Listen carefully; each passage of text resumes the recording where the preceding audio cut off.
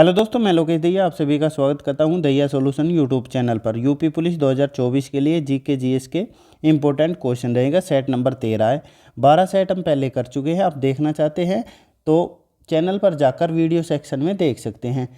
रात डेली 8 बजे ये क्लास होती है, सोमवार से शनिवार। अगर आपको ये क्वेश्चन अच्छे लगते हैं तो एक लाइक कर देना। अगर आपको चैनल उपयोगी लगे तो चैनल को सब्सक्राइब भी कर सकते हैं। तो बिना देरी से फर्स्ट क्वेश्चन से शुरू करने वाले हैं।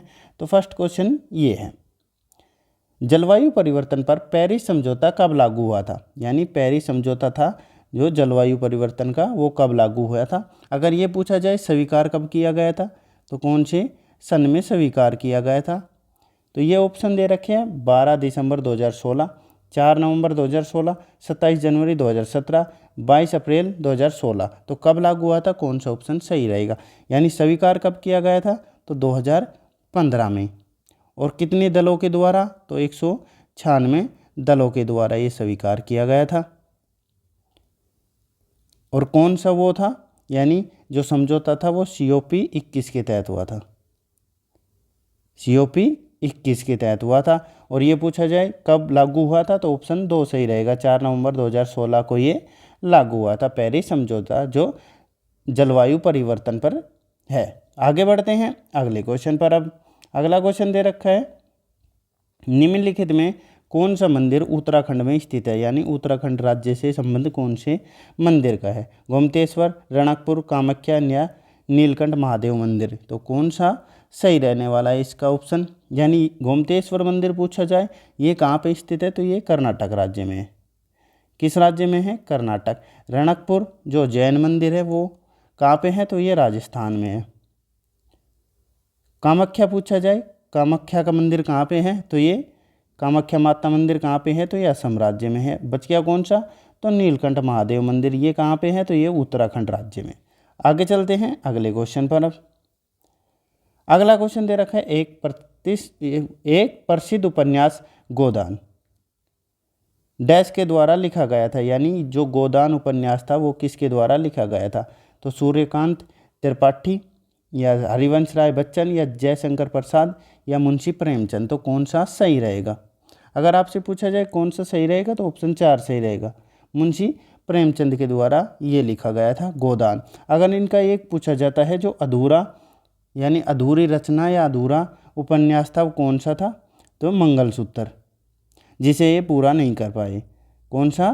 तो मंगलसूत्र, ये अधूरी रचना है इनकी।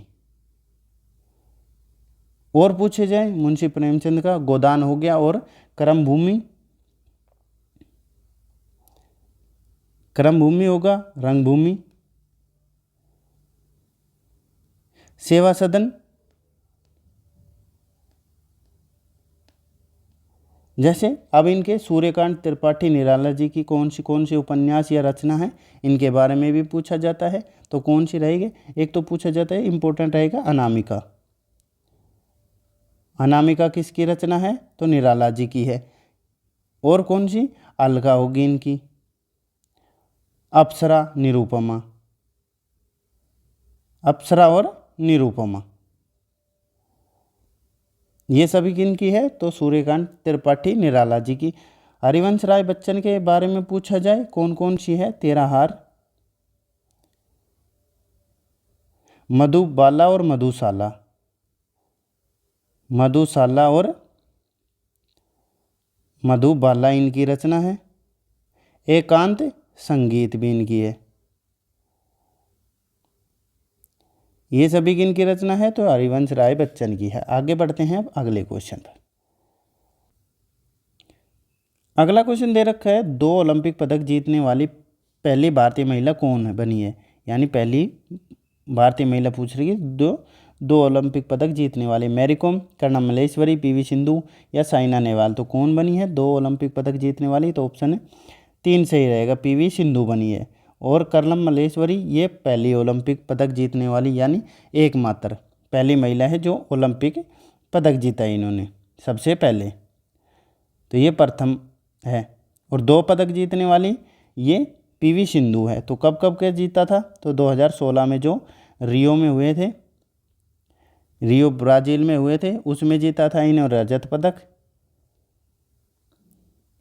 और 2020 में जो आयोजन हुआ था उसमें कहाँ पे हुआ था? टोक्यो जापान में। उसमें जीता था इन्होंने कांस्य पदक। अगर 2 पदकों के साथ जीतने वाली पहली महिला तो पीवी सिंधु, और सबसे पहले ओलंपिक में प्रथम यानी पदक जीतने वाली तो कर्णम मल्लेश्वरी होगी। और पीवी सिंधु किसकी खिलाड़ी है? तो ये बैडमिंटन की खिलाड़ी है। अगर आप इनसे इनका पूरा नाम पूछा जाए यानी पीवी सिंधु का पूरा नाम क्या है, पूरा नाम पूछा जाए तो पुसरला वेंकट सिंधु है। पुसरला वेंकट सिंधु इनका पूरा नाम है। और किसकी खिलाड़ी हैं? तो ये बैडमिंटन की खिलाड़ी है। आगे बढ़ते हैं अगले क्वेश्चन पर। अब अगला क्वेश्चन दे रखा है, भारत के 12वें प्रधानमंत्री कौन थे? यानी 12वें नंबर के प्रधानमंत्री कौन थे? चंद्रशेखर, इंदिरा कुमार गुजराल, या पीवी नरसिम्हा राव, या अटल बिहारी वाजपेयी? तो अटल बिहारी वाजपेयी कौन से नंबर के थे? तो ये 10वें थे। इसमें पूछ रखे हैं 12वें। अगर मनमोहन जी पूछे जाएं तो मनमोहन जी 13वें थे। और ये तो 12वें कौन थे? तो ऑप्शन 2 सही रहेगा, इंदिरा कुमार गुजराल। ये कौन से थे? तो ये 12वें प्रधानमंत्री थे। और ये किस दल से संबंध रखते थे? जनता दल से। कितने दिन रहे थे ये प्रधानमंत्री यानी पीएम कितने दिन? तो 332 दिन तक रहे थे। कब बने थे? तो 1997 में बने थे। 332 दिन तक रहे थे ये पीएम। आगे बढ़ते हैं अगले क्वेश्चन पर। अब अगला क्वेश्चन दे रखा है, 2011 की जनगणना के अनुसार भारत का जनसंख्या घनत्व कितना था? यानी जनसंख्या घनत्व पूछ रखा है। तो 382 व्यक्ति वर्ग किलोमीटर, या 372, या 362, या 343? तो कौन सा सही रहने वाला है इसका आंसर? और पूछा जाए आपसे तो 2011 के जनगणना के अनुसार दशकीय वृद्धि दर कितनी थी? यानी दशकीय वृद्धि दर पूछी जाए आपसे। और जनगणना आयुक्त कौन थे?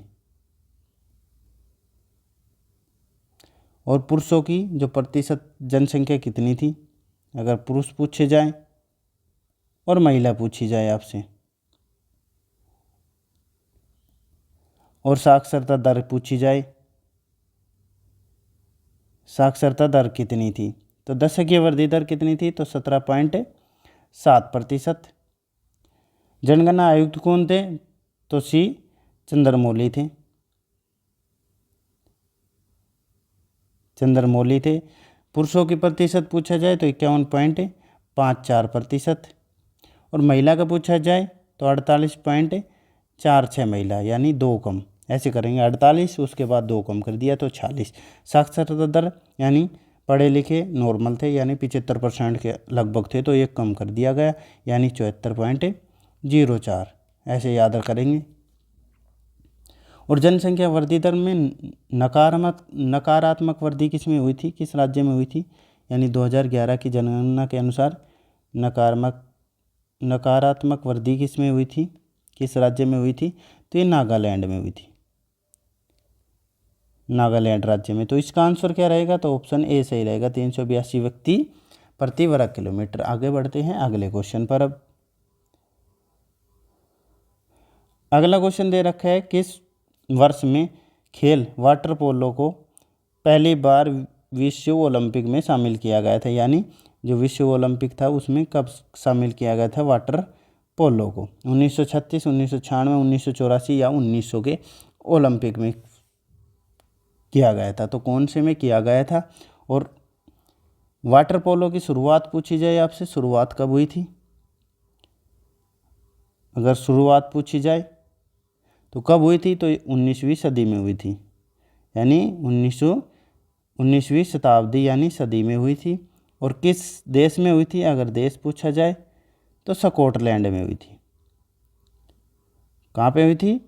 स्कॉटलैंड में हुई थी। और ओलंपिक में कब किया गया? तो ऑप्शन 4 सही रहेगा, यानी 1900 के जो पेरिस में ओलंपिक हुए थे उसमें शामिल किया गया था। पेरिस यानी फ्रांस में,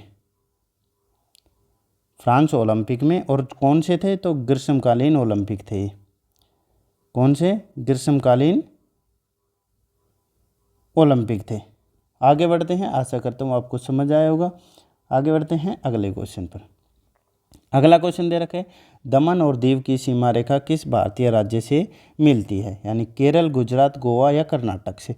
दमन और दीव ये यहाँ पे है, यानी इस साइड में अरब सागर है और इस साइड में ये राज्य है। तो ये कौन सा राज्य है जो ये सीमा बना रहा है यहाँ पे, तो कौन सा, तो ये राज्य दे रखा है गुजरात। तो कौन सा ऑप्शन सही रहेगा, तो ऑप्शन 2 सही रहेगा। किस राज्य के साथ सीमा बना रहा है दमन और दीव, गुजरात राज्य के साथ। और दूसरी साइड में घिरा हुआ है अरब सागर से। तो आशा करता हूँ आपको समझ आया होगा। आगे बढ़ते हैं अगले क्वेश्चन पर। अब अगला क्वेश्चन दे रखा है, चाक्यार कूथु प्रसिद्ध नृत्य शैली है, यानी किसकी है, किस राज्य की है। चाक्यार कूथु पंजाब की, छत्तीसगढ़, हरियाणा या केरल की। तो कौन सा सही रहेगा ऑप्शन, तो ऑप्शन 4 सही रहेगा। किस राज्य की है, केरल राज्य की है। और कौन कौन से नृत्य पूछा जाए आपसे, जैसे कोलाकली या कोलकली। कोलाकली या कोलकली नृत्य कहाँ का है, तो ये भी केरल का है। और कुडियाट्टम नृत्य पूछा जाता है, कौन सा, कुडियाट्टम। अट्टम वाले सारे कहाँ के हैं, तो लगभग ये केरल के हैं। तो ये दोनों कहाँ के हैं, तो ये दोनों केरल के हैं। आगे बढ़ते हैं अगले क्वेश्चन पर। लास्ट क्वेश्चन है हमारा, पेरियार टाइगर रिजर्व किस राज्य में स्थित है, कौन सा, पेरियार, आंध्र प्रदेश, केरल, कर्नाटक या तमिलनाडु में। अगर आंध्र प्रदेश के पूछे जाए तो कौन कौन से हैं, तो श्रीशैलम, कौन सा, श्रीशैलम टाइगर रिजर्व या वन्यजीव अभ्यारण्य। कहाँ पे है, तो आंध्र प्रदेश में। इसका दूसरा नाम नागार्जुन के नाम से भी जाना जाता है, नागार्जुन सागर, या इसे क्या कह सकते हैं, तो राजीव गांधी वन्यजीव अभ्यारण्य। किस राज्य में है, आंध्र प्रदेश राज्य में। और ये पेरियार कहाँ पे है, तो ये केरल में है। केरल के और कौन कौन से हैं अगर पूछा जाए, तो चिमनी